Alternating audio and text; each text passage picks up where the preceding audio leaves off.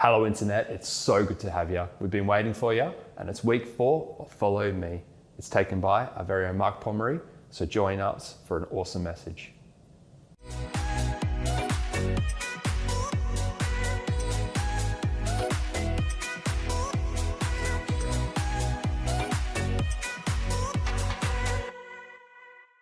If you're at home and you'd like to get notifications that we're on during the week, subscribe to our channels and like our channels. Also, if you feel up to it, share it with a family or a friend that you reckon may be interested.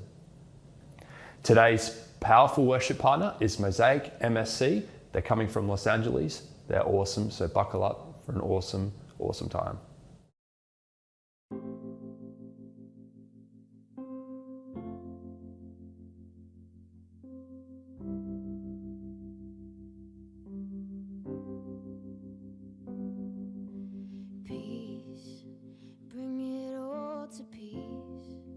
Storm surrounding me, let it break.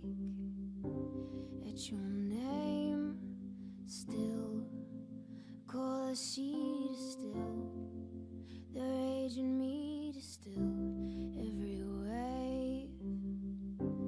At your name, Jesus, Jesus, you make the darkness tremble. Jesus, Jesus, you silence fear. Jesus, Jesus, you make the darkness tremble.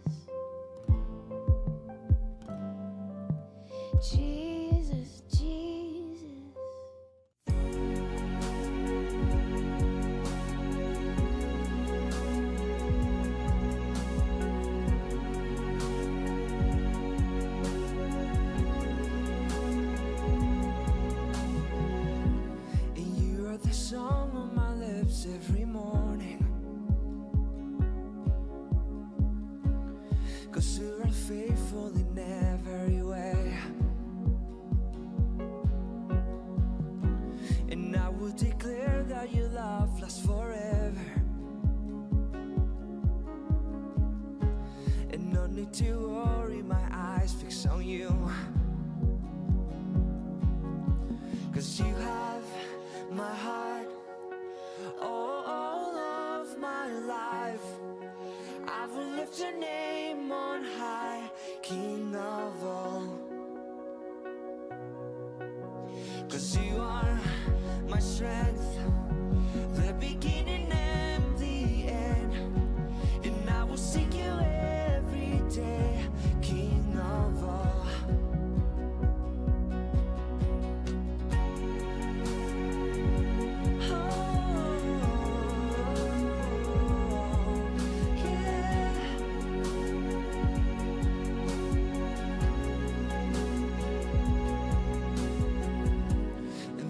Every desert your love makes a river, bringing me life wherever he goes, and I feel the wind of his spirit around me, and I'm chasing after wherever he goes,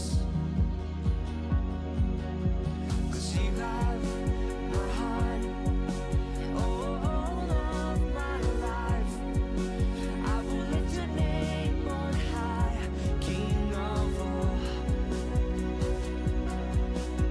'cause you are my strength, the beginning and the end, and I will seek you every day, King of all. And little hearts sing to you, and we will follow you.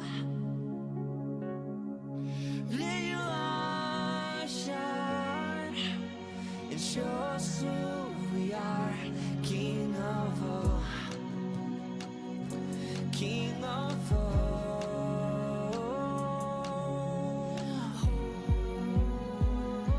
You're King of all, King of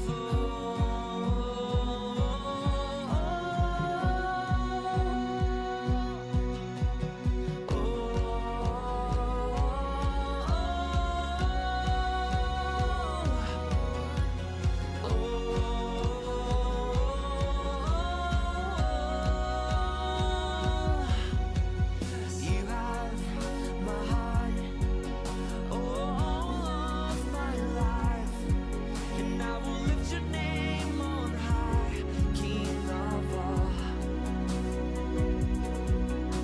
'cause you are my strength, the beginning and the end. I will seek you every day, King of all. You're King of all,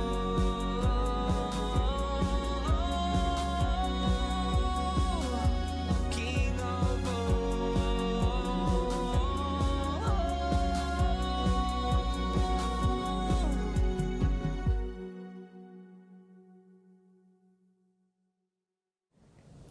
Mark Pomeroy is taking today's awesome message. It's week 4 of Follow Me. Enjoy.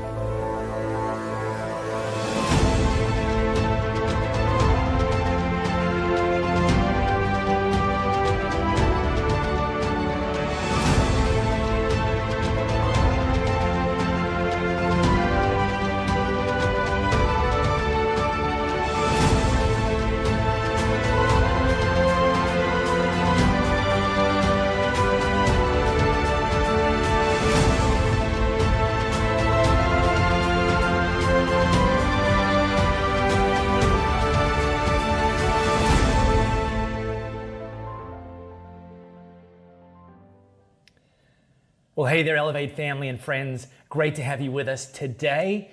Now, I don't know how many of you are old enough to remember watching television in the late 1900s. If you are, you would remember a thing called commercials. Now, of course, I'm not talking about YouTube commercials that you can typically skip after 6 seconds. No, I'm talking about the experience of watching television and being victimized by having to repeatedly watch blocks of 4 to 6 30-second commercials being shoved down your throat, and you didn't have a choice. You just had to ride it out. Of course, with the advent of streaming services, you typically aren't getting commercials because you're paying for the subscription. Now, I no longer watch Freeview TV. I'm more of the streaming guy. Though I do watch an unconscionably large amount of ESPN via a set-top box arrangement that we've got here. And let me tell you this, ESPN, which is pretty much almost exclusively focused on male-oriented professional sports, NBA, NFL, Major League Baseball, etc., they have a lot of commercials. Most of them targeted at dudes. And one of the ones that's on high rotation at the moment here in Australia is for Ram Trucks. Now, Ram Trucks is a US-based company, hasn't really had a presence here in Australia. Pretty big deal in the pickup truck world in the US, but they're trying to make a big splash here in Australia. And they're running a commercial at the moment which opens up with these two guys unloading something off the back of a pickup. And one of the guys says to his mate, you didn't really need to get a Hemi V8, did you? And the mate says, get in. And so they jump in, and then there's this drone footage of watching this Ram truck out in the middle of nowhere, carving it up through the sand and crossing the water and going up a hill. And about sort of 15, 20 seconds of this rough and ready action, they go inside the cab, and the driver, who's the enough, who needed the Hemi V8 Ram truck, says to his mate, "Enough said?" And the mate's like, yeah, enough said. And that's it. What they're trying to do, and what the advertisers are trying to do, is they're trying to convince you that you have a Ram truck shaped hole in your heart, and that they can fill that Ram truck shaped hole for, as little as $110,000. And the promise is that having filled that hole, you can now do all this stuff and you'll have a greater life. Because come on now, who doesn't want to have a greater life? I mean, marketers just assume that viewers are sitting there wanting to have a greater life, and they play to that. And look, a lot of the decisions we make, we attempt to make them with the goal that they will take us to a greater life. But what we learn is that no amount of stuff, accomplishments, experiences will ultimately fill the hole in our heart, because the hole in our heart is not a Ram truck shaped hole, it's a God shaped hole, and it's only God that can fill it. And so, we're very much about pointing people to a greater life, but it's not found from the stuff we are being sold from marketers. In fact, God himself invites us to a greater life. This series is called Follow Me, where we're talking about and focusing on the reality that Jesus, when he walked the earth on multiple occasions, he offered a simple 2-word invitation to numerous people. And the invitation was, follow me. And inherently gift wrapped with that invitation is the promise of transformation. That over a period of time, if we choose to follow Jesus and continue to follow him, that he will lead us to higher and better and greater. And so week one, actually all 3 weeks of the series up till now, we've focused on Jesus inviting individuals. Week one was a tax collector, a Jewish tax collector named Matthew. Week two was a rich young ruler whose name we don't know. Last week was one of Jesus' handpicked 12, where Jesus invited him to follow him, and then he had to extend that invitation again. And look, this stuff is incredible. It's applicable today because Jesus offers us that same invitation today. Follow me. And so if you missed any of those 3 weeks of this series so far, I mean, of course, go back and watch them on this channel, or if you want a more portable version, take us with you on your favorite podcast app. Just search for Elevate Church Perth and you'll find all of these messages and plenty more as well. Today's invitation isn't to an individual. Today's invitation is one that Jesus extended to a crowd. So if you've got your smartphone camera, pop that open and scan this flow code, and it's going to take you to John's biography of Jesus' life. It's going to take you to the 8th chapter in the New Living Translation. And what it's going to take you to, and this is John at this point in history, is a setting. It's in the morning. Jesus had gone to the temple, and a crowd had gathered, and Jesus had started teaching them. I'm going to drop us into Jesus teaching them, but actually this is where Jesus resumed teaching them, because after Jesus commenced teaching them initially, there was a pretty profound interruption. Jesus dealt with that, and then he resumed teaching, and he taught this. But actually, important thing to note is what I'm about to read to you.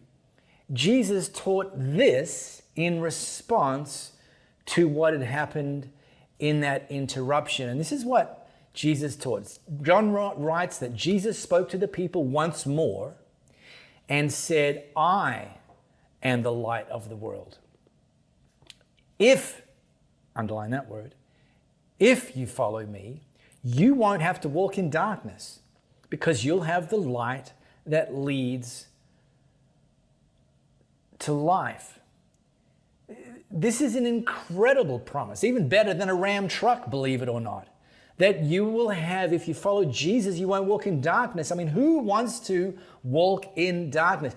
Sometimes we find ourselves walking in darkness, but that's not where we intended to go. And hopefully, it's not where we intend to stay, and it's certainly not where Jesus wants us to be, wants us to remain, and he wants to lead us as the light of the world out of the darkness and into the light. Now, as I mentioned, Jesus dropped this promise and invitation in response to this interruption.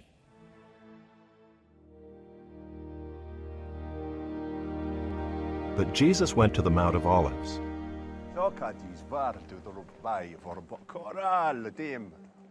Early in the morning he came again to the temple. All the people came to him, and he sat down and taught them.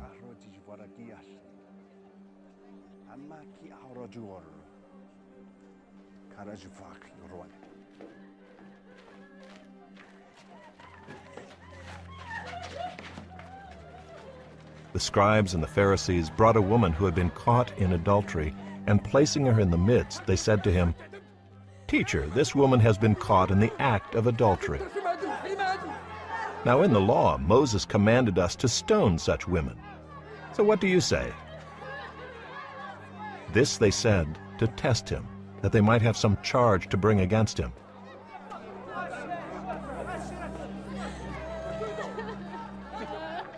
Jesus bent down and wrote with his finger on the ground.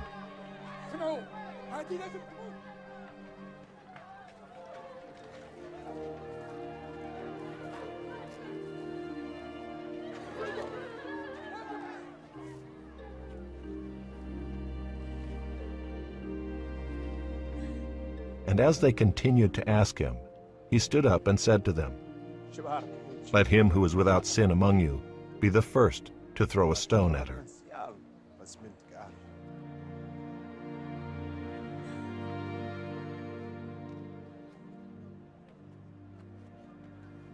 And once more he bent down and wrote on the ground. But when they heard it, they went away one by one, beginning with the older ones, and Jesus was left alone with the woman standing before him.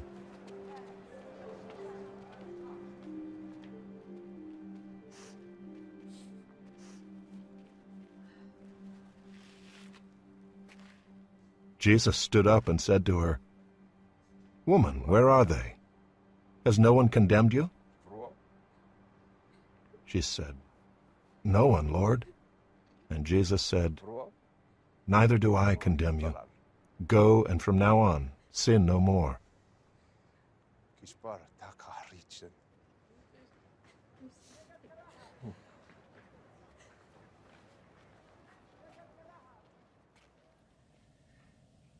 Now, everything, literally everything about this is fishy to me. First of all, it's the morning. Don't the religious leaders have anything better to do than walk around peeking into people's bedroom windows in the morning? Secondly, where's the guy? I mean, last time I checked, it took two to tango, if you know what I'm talking about. And thirdly, why are they bringing her to Jesus? Jesus wasn't a legal authority representing anyone who could judge somebody guilty or not guilty of any particular crime or sin or whatever. Well, John answers that by highlighting the fact that this was intended to be a trap, that the religious leaders were trying to paint Jesus into a corner. And the reasons why is, first of all, if they quoted the law of Moses says this, and if Jesus had gone against the law of Moses, they could have branded Jesus as a heretic. What sort of a Jewish rabbi are you? You actually are saying that we shouldn't obey the law of Moses. Secondly, Jesus had become increasingly known for his teaching and actions around mercy and forgiveness. And therefore, if he was to say, yeah, we should stone this woman to death, and that's going to call into question all of this stuff he's been preaching, kind of contradictory to his message of mercy and forgiveness. And thirdly, because, these religious leaders were seeing Jesus' popularity as increasingly threatening to them and their power, they were aware that in that time in history, only the Roman government could sanction somebody to be killed by capital punishment. And if Jesus had tried to green light it, then the Romans would have got involved and it would have been game over for Jesus. But nobody paints Jesus into a corner. Ode to Dirty Dancing. And in the moment, Jesus pulls off a genius move. The genius of Jesus. He didn't even answer their question. He just bent down and he started writing in the ground. Now, come on, people. Where are the people standing by filming this with their smart cameras when you need them? Because I would have loved to have known what Jesus wrote in the sand. And there's a ton of theories, okay? My second favorite, I've got two favorites. My second favorite is that Jesus was potentially writing the list of names of all of the religious leaders who had gathered there. And then under each of their names, the list of the sins that they'd committed that he, as the Son of God, knew about. It's my second favorite theory. My absolute favorite theory is Jesus started writing down the names of the religious leaders who themselves at some point in their life had committed adultery. Hashtag awkward. However, the reality is we'll never know. And that's actually not the thing to focus on here. The thing to focus on is that Jesus' response in this interruption was actually sandwiched between two aspects of darkness. The first of which was the darkness of religious people judging other people. And we can kind of teach them, but let's be honest. It can be pretty easy to fall into the trap of judgment. I mean, think about this. Let's say for whatever reason you decide to clean up your nutrition approach and you jump on one of the streams of nutrition. You're going low carb, or you're going keto or vegan or extra cheese or all chocolate or whatever it is. You think, that's what's going to get me to my new health goals. And so you're into it and you're kind of 2-3 months in. You've leaned out some, you're feeling great, you're sleeping well, your mind's clearer than it's ever been. And you roll into some social gathering, or you pitch up with some friends at a restaurant and you look around and you think to yourself, I can't believe these people are eating that crap. And in that instance, lose sight of the very reality that was you 2 months ago. It's so easy, if we allow ourselves to go unchecked, to begin judging people. And yet, by comparison, because that's a dark place, that's this darkness of judgment, by comparison, following Jesus, who's declaring himself the light of the world, and that he'll lead us out of darkness into the light that leads to life. If you and I choose to follow him every single day, in every single way, then you will see yourself over time becoming less selfish. You'll find yourself forgiving some people you never thought you could forgive, and ultimately, therefore, letting go of some bitterness. You'll find yourself responding to God's generosity towards you by being generous towards others and growing in your generosity. And ultimately, you'll start to experience a greater life. Not a perfect life, but a greater life, because you're walking in the light that leads to life. That said, when this starts to become your reality, never lose sight of the fact that you used to walk in the darkness. Never lose sight of the fact that you're still a work in progress too, and that you still have, and I still have, some stuff going on in our lives that we would not actually want Jesus to write in the sand in front of our sphere. And as a bonus thought, not only is it not the greater life to be walking around judging people, the greater life would actually have us starting to ask God, how can you use me? Please use me to reach them and to build them.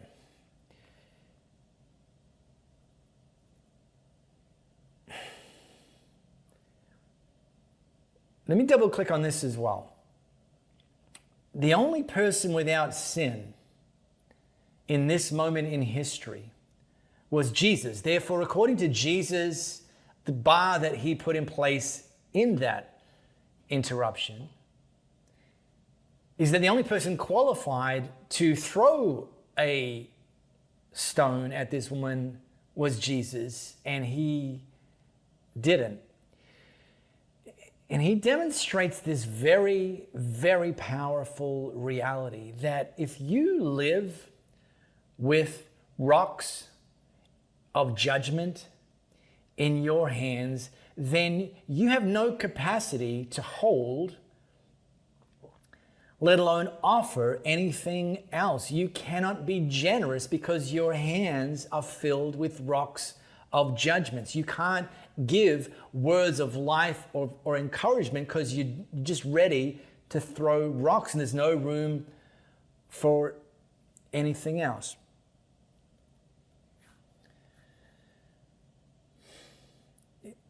Now, this doesn't mean that we green light and validate everything that the people in our sphere are doing. There is such a thing as sin. Jesus used that word when he spoke to the woman who'd been caught in the act of adultery. He labeled it as sin.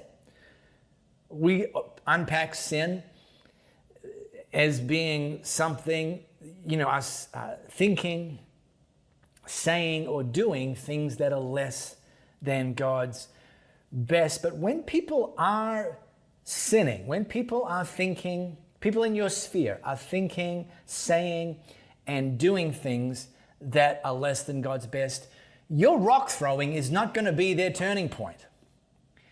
Ever met somebody who is so excited that they can't wait to tell you that they've been judged to better? I used to be caught up in this addiction, and thank God some religious people judged me, and it turned my life around.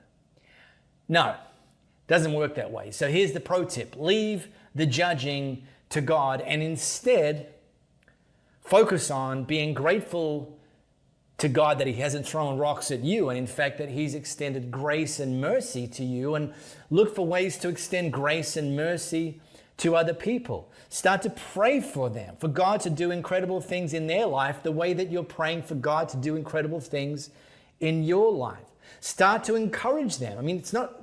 I don't know anybody who's living in complete darkness. So look for bright spots and encourage them in that. Be generous towards people. Being generous towards people who don't deserve it is powerful. And ultimately, as Jesus followers, we're meant to not only walk in the light, we're meant to reflect the light, to actually be people that God can use to highlight that there's actually a better way to live, and that is to follow Jesus. So there was this first darkness, this darkness of religious people judging other people. Then Jesus has the interaction with the woman, and we start to see another aspect of darkness. And that's the trap of you judging yourself, living in the darkness of guilt and shame that you feel, or that you assume other people feel towards you because of some choices you've made. Let me just lighten the mood for a moment. I found a few posts this week where people posted about, things under the category that are broadly known as regret meals. Here's one. I bought a dozen Krispy Kreme donuts, parked where there was no one around, and ate in silence. Well, there was some soft moaning. Or this one. I told my wife I was going to the gym, but went to McDonald's instead. I waited until it seemed long enough for a workout, and when I got home, poured water in my head and shirt to make it look like I'd been sweating. Yeah, okay. Feeling a little bit of guilt and shame, a little bit of regret from those regret meals perhaps. But there was this woman who almost certainly was living in the darkness of guilt and shame, especially now that it had been put on public display in the temple by the religious leaders. And to her, Jesus stood up again and said, "Where are your accusers? Didn't even one of them condemn you?" See, not only is Jesus not one of your accusers. He wants to free you from your accusers. He wants to actually stand between them and you, whether those are religious people or yourself accusing you. Jesus wants to set you free from guilt and shame. But just like I said that not judging people isn't the same as green lighting and validating everything they do, the same for Jesus. He didn't, whilst he didn't condemn this woman, he didn't validate what she was doing. He called it sin. But he didn't call it sin to shame her. He called it sin speaking as the light of the world. He wanted to shine his light into the darkness of her sin, but not to judge her, not to cause her to feel shame, but to say, hey, I can help you with this. I can deal with this. I can actually lead you from this place to a greater place. All you need to do is follow me, to learn to walk in the light that leads to life. You know, he said, there's no people here condemning you, neither do I, but go and sin no more. Go and live at a higher altitude. Go and live a greater life. Go and walk in the light. And then says to the people, when he resumed teaching them, as the woman walked off, I'm the light of the world. If you follow me, you won't have to walk in darkness, because you will have the light that leads to life. What an incredible invitation, and what an incredible promise. And that invitation and that promise is for you today. So take it.